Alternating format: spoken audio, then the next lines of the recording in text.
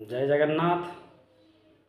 आज आम जाना महाद्वार जे वास्तुरे द्वार स्थापन करवा जे क्यों मासरे क्यों पट द्वार स्थापन कले वास्तुपाई हितकारक होता है।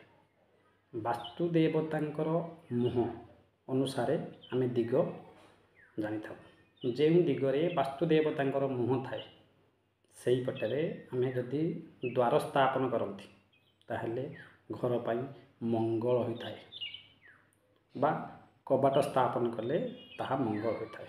नहले आम जदि विपरीत दिगरे स्थापना करवा जे वास्तु देवतांकर मुह गोटे दिगरे थी आम अन्य दिगरे स्थापना करवा कले ताहा घर पर अमंगल सब्यस्त होता है। पारिवारिक भितर कलह उत्पन्न हुए एवं निज निज भितर द्वंद्व सृष्टि हुए। तान जानिबा केउ मासरे वास्तु देवतांकर मुह केउ दिगरे थाए एवं आम से पटे द्वार स्थापन कले भल होता है। भाद्रव आश्विन कार्तिक वास्तु देवतांकर मुह थाए पूर्व दिग को तेणु पूर्वाभिमुख घर बा पूर्वपट घर थिबार द्वार स्थापन कले बा कबाट लगेले शुभप्रद होता है। मार्गशीर पौष माघ वास्तु देवतांकर मुह थाए दक्षिण पटे सेपट स्थापन कले द्वार घर पर मंगलदायक होता है। फाल्गुन चैत्र बैशाख पश्चिम थाए वास्तु देवतांकर मुह सेपट आम द्वार स्थापन कले शुभप्रद होता है।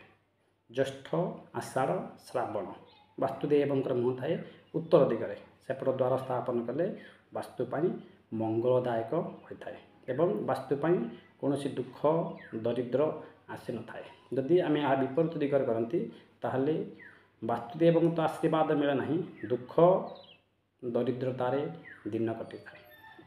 जदि राशि अनुसार आम देखा कन्या तुला बिचा पूर्वपट द्वार कले भल होता है।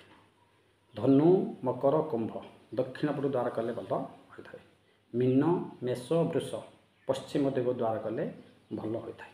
मिथुन कर्कट सिंह उत्तर दिग को द्वार कले शुभ होता है। जितेबले रवि कन्या तुला कि बिछा राशि थे सूर्य तले कन्या तुला बा बिछा राशि थे सेतेबले दिगरे थिबा कौनसी कबाट स्थापन करने संपूर्ण निषेध।